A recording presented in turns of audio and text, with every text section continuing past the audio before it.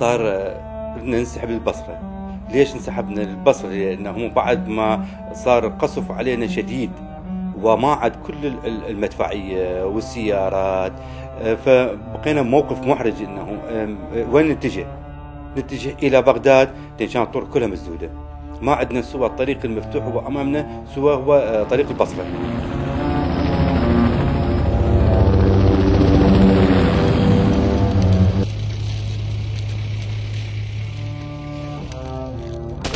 مع الاسف يعني ما علمونا نضرب طلقة مثل الاوادم يعني، بس المهم علمونا شلون نحترم الضابط نخاف منه.